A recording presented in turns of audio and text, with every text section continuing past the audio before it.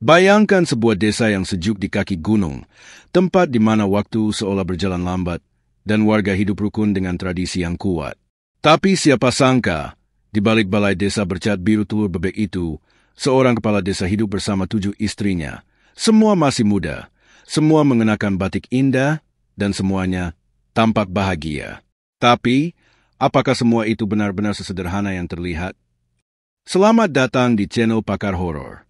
Kalau kamu suka cerita dengan lapisan demi lapisan misteri yang dikupas perlahan, klik subscribe sekarang juga, like, dan siapkan dirimu, karena kisah ini jauh dari kata biasa. Angin pagi yang biasa menyusup ke jendela kantor gubernur terasa berbeda pagi itu. Bukan karena hawa Garut yang lebih dingin dari biasanya, tetapi karena secarik surat tanpa nama pengirim yang tergeletak di atas meja kerja Dedi Mulyadi. Tinta di kertas itu hampir memudar, seolah ditulis dalam keadaan gemetar. Surat itu tidak diketik, tidak beramplop resmi, dan tidak pula disampaikan lewat tangan ajudan. Ia hanya muncul. Isinya membuat kening Dedi berkerut tajam. Sebuah kisah yang tampaknya tak masuk akal. Seorang kepala desa di sebuah lereng gunung bernama Ciputri disebut-sebut memiliki 7 istri. Semua masih muda, semuanya tinggal serumah, dan yang lebih mengganggu, masyarakat desa tampak membenarkan hal tersebut tanpa perlawanan sedikitpun. Dedi adalah sosok yang tidak mudah percaya pada cerita yang hanya berisi sensasi. Tapi surat ini berbeda. Ia bukan cerita ngelantur. Ada struktur, ada ketakutan di tiap barisnya. Ada harapan yang tertulis samar di ujung kalimat, seolah si penulis sedang memohon keajaiban. Bahkan, di bagian bawah surat, ada bekas tetesan yang mengering. Entah tinta yang tumpah, entah air mata. Desa Ciputri. Nama itu menggema dalam kepala Dedi seperti nama yang datang dari masa lalu. Ia tahu betul Gunung Cikuray. Ia pernah menapak jalurnya sebagai aktivis muda. Tapi nama Ciputri seakan sengaja dihapus dari peta. Tidak ada catatan resmi, tidak ada unggahan digital, bahkan Google Maps seakan menolak menyentuhnya. Ia memanggil ajudannya, meminta data administratif desa tersebut. Hanya ada selembar dokumen. Kepala Desa Dharma Yudhistira. Lama menjabat 19 tahun. Jumlah penduduk tidak jelas. Anggaran cair rutin. Tapi laporan kegiatan nihil, tak ada pembangunan, tak ada laporan pertanian, tak ada data kematian atau kelahiran. Seolah desa itu berdiri di luar hukum kehidupan. Dan disitulah Dedi memutuskan. Ia harus pergi sendiri. Bukan karena rasa penasaran semata, tapi karena ada aroma pembusukan sosial yang selama ini sering tertutup oleh kabut adat dan tradisi. Jika benar ada yang salah, ia harus mencabutnya dari akar. Jika tidak, ia harus memastikan bahwa tidak ada orang yang bermain dengan bayangan gelap di balik kekuasaan. Perjalanan menuju Ciputri bukan hanya soal jarak, tetapi juga soal keberanian. Dari pusat kota Garut, Dedi hanya butuh 2 jam dengan mobil dinas untuk mencapai batas terakhir jalan beraspal. Setelah itu, semua berubah. Sopirnya menatap jalan setapak di depan seperti menatap liang kubur. Ia menolak melanjutkan. Maaf, Pak, saya tidak pernah masuk ke Ciputri. Orang-orang bilang, siapa yang masuk tanpa restu, tak selalu bisa keluar dalam keadaan yang sama. Dedi tidak marah. Ia paham ketakutan yang ditanam oleh cerita-cerita lama. Maka ia hanya mengambil jaket tebalnya, menggulung surat itu ke dalam saku, dan melangkah ke jalan berbatu itu hanya ditemani 1 orang kepercayaan lamanya. Bima, seorang mantan jurnalis yang kini menjadi staf khusus. Kabut mulai turun bahkan sebelum matahari sempurna tergelincir. Udara di kaki Gunung Cikuray terasa seperti menyimpan rahasia yang berat. Pohon-pohon berbisik tanpa suara, dan burung tak lagi bernyanyi. Bahkan langkah mereka di jalan setapak terdengar terlalu keras, seolah tanah menolak kehadiran orang asing. Setelah 1 jam berjalan, mereka melihat gerbang kayu tua yang setengah membusuk. Di atasnya tertulis, "Selamat datang di Ciputri, tanah para leluhur." Tapi kata "selamat" itu seperti mengejek. Sebab begitu mereka melewatinya, atmosfer langsung berubah. Rumah-rumah panggung berjajar rapi tapi semuanya tertutup. Tidak ada satu jendela pun yang terbuka. Tidak ada suara manusia. Tidak ada suara binatang. Semuanya sunyi, terlalu sunyi. Tiba-tiba, seorang wanita tua muncul dari balik pohon. Bajunya compang-camping, rambutnya kusut, dan matanya tajam menatap mereka. Ia tidak berkata apa-apa, hanya berdiri diam, lalu berjalan pelan ke arah jalan yang lebih dalam. Bima ingin menyapanya, tapi Dedi menahan. Ada sesuatu yang tidak wajar di sini, gumam Dedi dalam hati. Mereka melanjutkan perjalanan, dan ketika mencapai pusat desa, pemandangan aneh lainnya menyambut mereka. Warga desa berdiri di pinggir jalan, mematung. Tidak tersenyum, tidak bergerak, hanya memandang dengan mata kosong. Seolah menyambut, tapi tanpa perasaan. Dan di ujung jalan itulah, rumah kepala desa berdiri megah, terlalu megah untuk ukuran desa terpencil. Catnya baru, pagar besinya mengilap, dan taman kecil di depannya ditata dengan sempurna. Rumah itu mencolok, seperti istana di antara runtuhan. Pintu terbuka perlahan, dan seorang pria mengenakan beskap putih berdiri di sana. Wajahnya bersih, senyumnya hangat, tapi matanya terlalu tajam, terlalu tenang, terlalu terlatih untuk memanipulasi. Dharma Yudhistira menyambut mereka, seolah sudah tahu mereka akan datang. Tapi saat Dedi menatap dalam rumah, ia melihat 7 sosok perempuan berdiri sejajar di belakang Dharma. Wajah-wajah muda, cantik, dan kosong. Seperti patung yang diberi nyawa setengah. Dan disitulah Dedi tahu bahwa surat yang diterimanya tidak sedang melebih-lebihkan. Ia sedang melangkah ke dalam sarang kekuasaan yang bersekutu dengan kegelapan. Dedi Mulyadi bukan orang yang mudah gentar. Tapi saat itu, di depan rumah mewah yang kontras dengan kemiskinan yang merayap di sekeliling desa, ia merasakan sesuatu merambat perlahan di punggungnya, dingin dan tidak berwujud, namun jelas menusuk hingga ke sumsum. 7 perempuan muda berdiri sejajar di belakang Dharma Yudhistira. Usia mereka tampak berkisar antara 20 hingga 30 tahun. Busana mereka seragam, kebaya merah darah, kain batik halus, dan sanggul rapi. Wajah mereka indah, hampir terlalu sempurna. Tapi ada satu hal yang membuat semuanya terasa tidak wajar. Mereka tidak berkedip. Bukan karena hanya 1-2 detik. Tapi hingga Dedi dan Bima berdiri di teras, memperkenalkan diri, dan diminta duduk oleh Dharma, ke-7 perempuan itu tetap mematung di tempat. Tubuh mereka tegak, mata terbuka, pandangan lurus tanpa arah. Dharma berbicara panjang lebar, memperkenalkan desanya, memuji adat istiadat warisan leluhur, dan menyatakan keberkahan yang menaungi Ciputri selama 2 dekade kepemimpinannya. Tapi bagi Dedi, setiap kata Dharma terasa seperti kabut, menutupi, membingungkan, dan menyembunyikan sesuatu. Saatnya disajikan oleh salah satu dari 7 istri itu, yang berjalan seolah ditarik benang halus dari langit. Dedi memperhatikan gerak tubuhnya. Tak ada kehidupan di sana. Tidak ada spontanitas, tidak ada rasa. Seperti boneka yang diberi tugas. Siapa mereka? Dedi membatin. Ke-7 perempuan itu tidak bersuara. Tak satu pun dari mereka duduk, tak satu pun bertukar tatapan. Bahkan saat Bima secara halus mencoba menyapa, mereka hanya membalas dengan pandangan kosong, nyaris seperti tubuh tanpa jiwa. Dan yang paling aneh, warga desa yang berdiri mematung tadi, kini perlahan berjalan pulang, serempak, seperti digerakkan oleh komando tak terlihat. Dedi tahu, ini lebih dari sekadar masalah moral. Ini bukan hanya tentang seorang kades yang memiliki 7 istri. Ini tentang sesuatu yang jauh lebih gelap. Sesuatu yang mengikat manusia dalam diam, mematikan jiwa mereka, dan menggantikannya dengan kepatuhan buta. Malam itu Dedi dan Bima memutuskan tidak bermalam di rumah kepala desa. Meski Dharma telah menawarkan kamar tamu, Dedi menolaknya halus. Ia merasa rumah itu bukan tempat untuk beristirahat, tapi medan peperangan batin yang terselubung. Mereka menumpang menginap di rumah salah satu warga yang berada di pinggiran desa, dekat jurang kecil yang menghadap langsung ke lereng Gunung Cikuray. Rumah itu dimiliki oleh seorang janda tua bernama Bunyimas, satu-satunya penduduk yang tampak memiliki cahaya kehidupan di matanya. Bunyimas tidak menyambut mereka dengan hangat, tapi dengan kekhawatiran. Pandangannya tajam, dan ketika pintu tertutup, ia langsung memadamkan semua lampu dan menyalakan lampu minyak. Kalau cahaya listrik terlalu terang, katanya pelan, nanti mereka tahu kita bicara. Dedi tidak bertanya siapa yang dimaksud dengan mereka, karena ia tahu jawabannya bukan manusia biasa.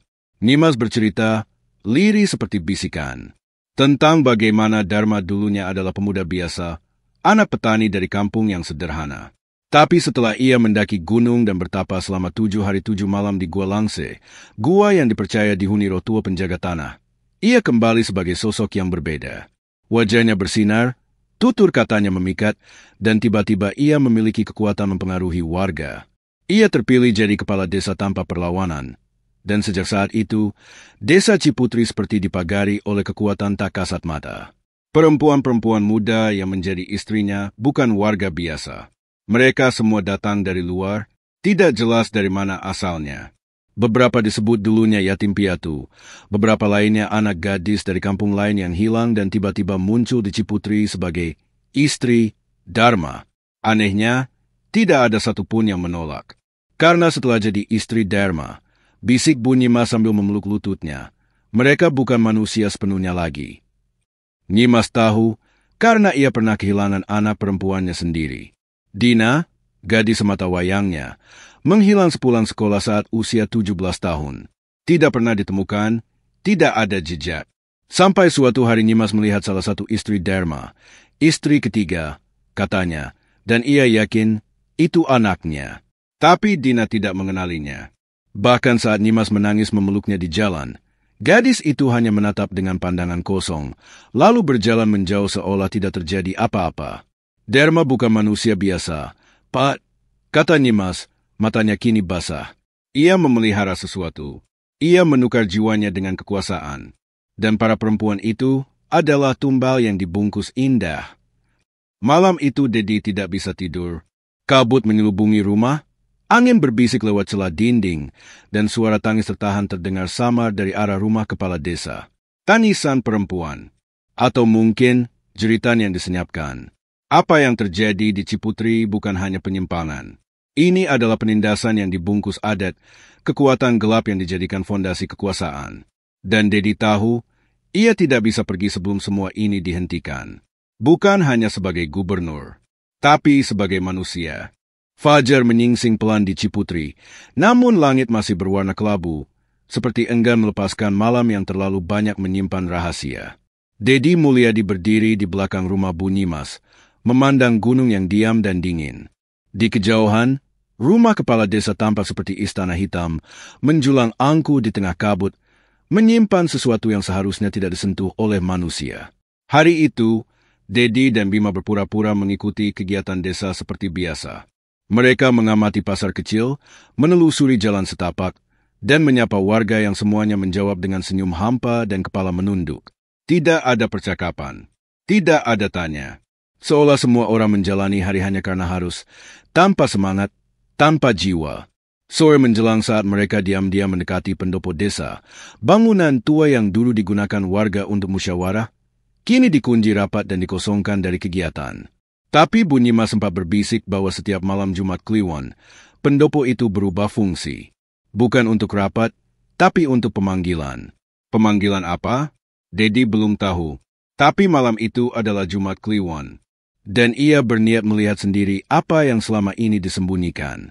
Ketika malam tiba, Dedi dan Bima mengendap dari rumah Bunyimas. Mereka menempuh jalan belakang, menyusuri kebun dan lereng kecil. Suara jangkrik menghilang begitu mereka mendekati pendopo. Hening total, hanya suara jantung sendiri yang terdengar.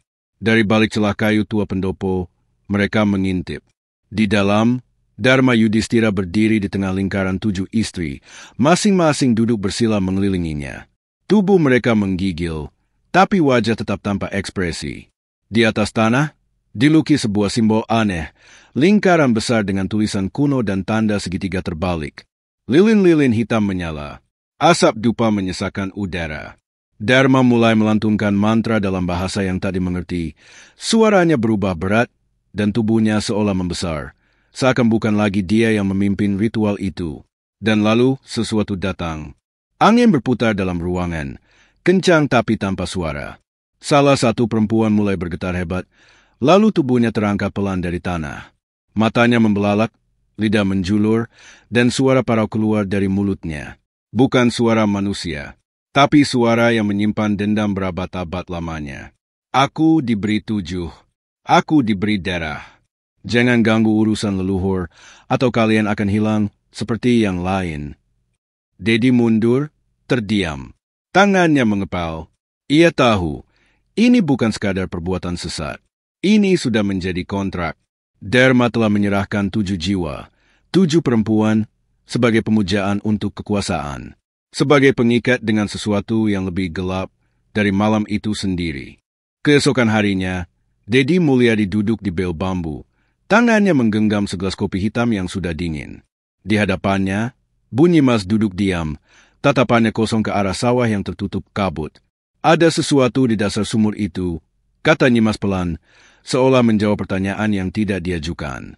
Dharma menutupnya dengan batu besar dan memberi pagar anyaman bambu. Tapi semua orang tahu, suara dari dalam sumur tidak pernah berhenti. Sumur tua itu berada di belakang rumah Dharma. Konon, dulunya sumur itu digunakan warga untuk mengambil air suci sebelum upacara adat. Tapi sejak Dharma menjadi kepala desa, sumur itu ditutup, dan sejak saat itu pula, desas-desus mulai terdengar. Tentang suara perempuan menangis, tentang darah yang mengalir dari sela-sela batu, dan tentang bayangan hitam yang muncul setiap malam purnama. Dedi dan Bima memutuskan untuk menyelinap ke belakang rumah Dharma sore itu juga. Mereka menunggu sampai matahari mulai tenggelam dan desa kembali sepi oleh ketakutan yang mereka diam-diam pelihara. Mereka temukan sumur itu, tertutup batu besar, dililit tali ijuk, dan ditancapi bambu kuning. Tapi yang paling membuat merinding adalah bau amis yang menyengat dari sela-sela batu. Seperti bau besi, bercampur tanah dan sesuatu yang membusuk. Dedi mendekat, dan ketika ia menyentuh batu penutup itu, sebuah arus dingin menjalar di tubuhnya. Matanya mendadak melihat bayangan. 7 perempuan berdiri di tepi sumur, masing-masing dengan luka di dada. Tanda sayatan panjang, seperti bekas pengambilan jantung. Mereka menjerit, tapi suara itu hanya terdengar di dalam kepalanya. Bima memanggilnya, menariknya kembali ke dunia nyata. Tapi tubuh Dedi sudah lemas. Keringat dingin membanjiri wajahnya. Ia tahu, sumur itu bukan sekadar tempat buangan. Itu adalah gerbang. Gerbang ke dunia tempat Dharma menyimpan rahasianya. Dunia tempat ia menambatkan 7 jiwanya. Dunia yang kini perlahan menuntut lebih. Dan Dedi hanya punya satu pilihan, menutup gerbang itu selamanya. Tapi sebelum ia bisa bertindak, sesuatu mengguncang langit Ciputri. Guntur menggelegar, dan dari arah rumah Dharma, suara gong besar dipukul 7 kali. Itu pertanda, sebuah pemanggilan besar sedang berlangsung. Dan waktu hampir habis. Malam itu bukan malam biasa. Langit Ciputri terbakar merah, bukan karena api, tapi karena kekuatan yang tak kasat mata tengah menari di udara. Udara di desa berubah berat, menggantung seperti selimut kabut yang tidak mau mengangkat. Rumah-rumah warga tertutup rapat, seakan tahu bahwa siapapun yang keluar malam itu tidak akan kembali sebagai manusia. Dedi Mulyadi dan Bima berdiri di bawah pohon randu tua, hanya beberapa meter dari pendopo. Mereka melihat dari kejauhan bagaimana Dharma memulai ritualnya. Lebih besar, lebih beringas dari malam-malam sebelumnya. Pendopo berubah seperti altar kuno, dan 7 perempuan duduk mengelilingi lingkaran simbol yang kini bercahaya merah darah. Tapi ada satu yang berbeda malam ini. Di tengah-tengah lingkaran itu, tergeletak tubuh laki-laki, Pak Masta, warga desa yang dikenal sebagai penabuh gamelan dalam upacara adat.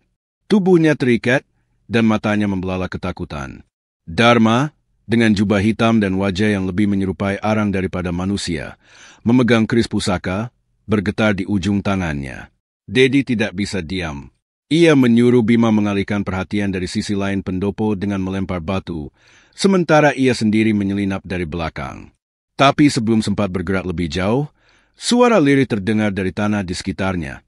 Bisikan perempuan yang memanggil namanya dari balik bumi. Suara 7 orang. Aku, Dita. Aku, Sinta. Aku, Ayu. Satu persatu, suara memperkenalkan diri. Mereka bukan hanya istri. Mereka adalah korban. Dan mereka belum sepenuhnya mati. Tubuh Dedi menggigil. Setiap nama yang disebut seolah menciptakan luka baru dalam pikirannya. Ia melihat kilasan. Dita dijemput dari pesantren. Sinta dibawa saat mencari kerja. Ayu diambil dari rumah panti.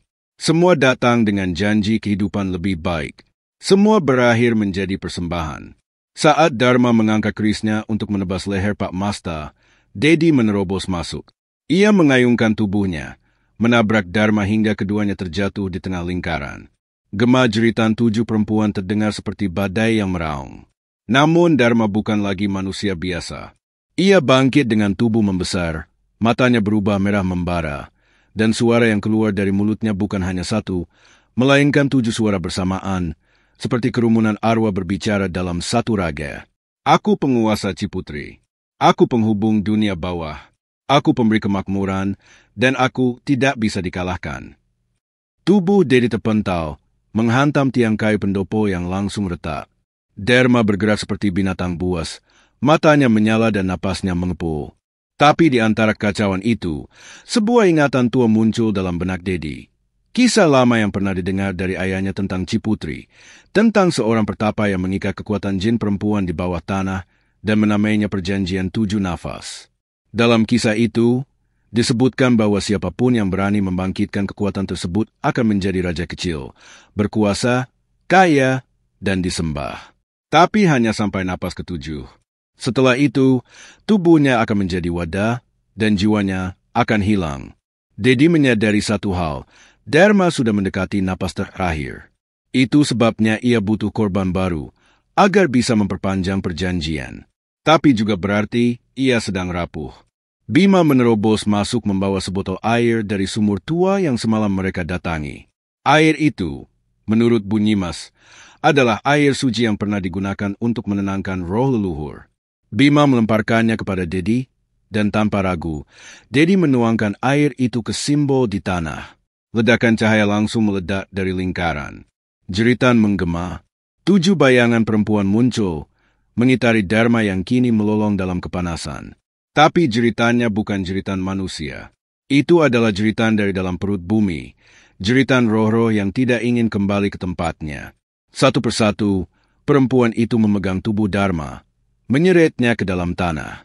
Tapi wajah mereka bukan lagi murung, melainkan tenang, seperti seseorang yang akhirnya bisa pulang. Dharma menjerit, tubuhnya meleleh seperti lilin, dan akhirnya hilang di telan tanah. Ketika pagi datang, pendopo sudah hancur, rata dengan tanah. Tidak ada darah, tidak ada jenazah. Hanya satu sumur tua yang kini mengalirkan air bening dan segar. Tanda bahwa gerbang sudah tertutup. Warga Ciputri mulai keluar dari rumah. Mata mereka bersinar kembali. Seolah kutukan yang selama ini membuat mereka bisu dan dingin telah terangkat. Dan di tengah sawah yang menghijau, berdiri Dedi Mulyadi. Diam, memandang gunung yang tenang. Ia tahu, masih banyak desa-desa seperti Ciputri. Masih banyak kegelapan yang menyaru dalam kebajikan. Tapi ia juga tahu bahwa selama ia masih berdiri, tidak akan ada satupun iblis yang bisa menyebut tanah Sunda sebagai rumahnya. Pagi di desa Ciputri tidak pernah sesegar ini. Angin gunung yang biasanya berat dan mencekam kini terasa ringan. Awan menggantung di atas pegunungan dengan lembut, seperti selimut doa dari para leluhur yang akhirnya dikabulkan. Namun, di tengah ketenangan itu, datang satu mobil hitam dari arah kota, melintasi jalan berbatu menuju balai desa. Dari dalamnya turun sosok yang tak asing, Dedi Mulyadi.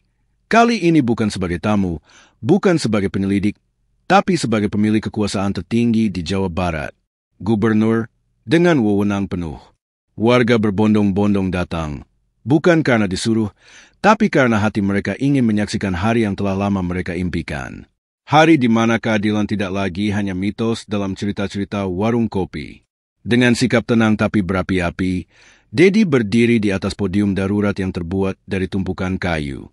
Tak ada seremoni, tak ada pembacaan naskah panjang. Yang ia lakukan hanya membuka satu map merah tua, mengangkat selembar surat dengan kop resmi, lalu membacanya keras ke seluruh penjuru Ciputri.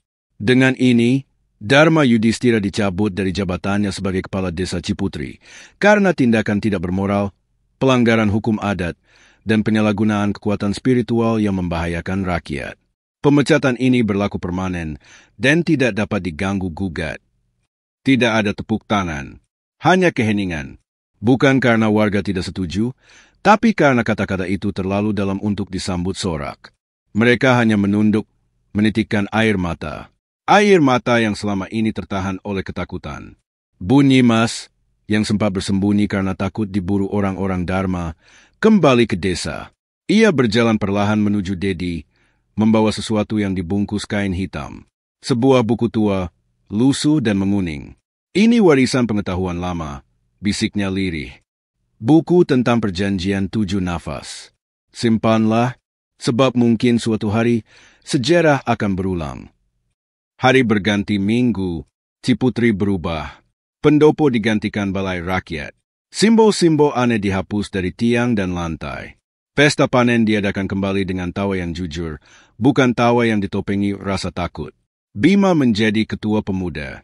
Ia bertekad membentuk komunitas untuk menjaga desa dari penyimpangan dan aliran gaib.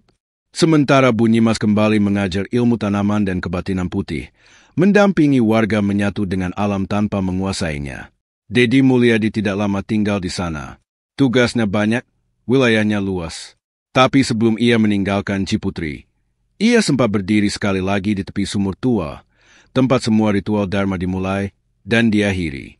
Ia membuka buku warisan dari Bunyimas. Di halaman terakhir tertulis sebuah catatan tangan, bukan dari Pertapa Tua, tapi dari Dharma sendiri. Tulisan lama yang ia tinggalkan sebelum benar-benar menekuni kegelapan. Jika kelak aku lenyap, jangan anggap itu akhir. 7 nafas tidak mati. Mereka hanya tidur, dan tidur bisa terganggu. Dedi menutup buku itu. Angin gunung mendesir pelan, seolah menegaskan bahwa cerita ini belum sepenuhnya selesai. Di kejauhan, dari balik punggung gunung, terlihat bayangan seseorang berdiri membelakangi matahari tenggelam. Siluet tinggi, berjubah, lalu menghilang begitu saja ke balik kabut. Dan begitulah, Ciputri tenang. Tapi dunia ini tidak pernah benar-benar sunyi. Cerita ini adalah peringatan tentang kekuasaan yang menyimpang, tentang warisan yang tidak hanya berbentuk tanah dan uang, tapi juga rahasia kelam, tentang desa-desa terpencil yang masih menyimpan misteri yang belum terungkap, dan tentang seorang pemimpin yang tidak hanya memimpin dengan kebijakan, tapi dengan keberanian menghadapi yang tak kasat mata. Dedi Mulyadi bukan hanya gubernur. Di Ciputri, ia dikenang sebagai penyambung cahaya. Di mana kegelapan pernah bersemayam, ia berdiri menantangnya dengan nyawa. 7 wanita berdiri tersenyum di depan balai desa, seolah semuanya sempurna. Seorang pria duduk di tengah mereka, bangga, tenang, dan tak tergoyahkan. Tapi, apakah kebahagiaan bisa dibagi rata kepada 7 hati sekaligus? Apakah kekuasaan bisa benar-benar tanpa bayangan? Tulis pendapatmu di kolom komentar apa sebenarnya yang terjadi di desa Ciputri, dan menurutmu, apa yang belum terungkap?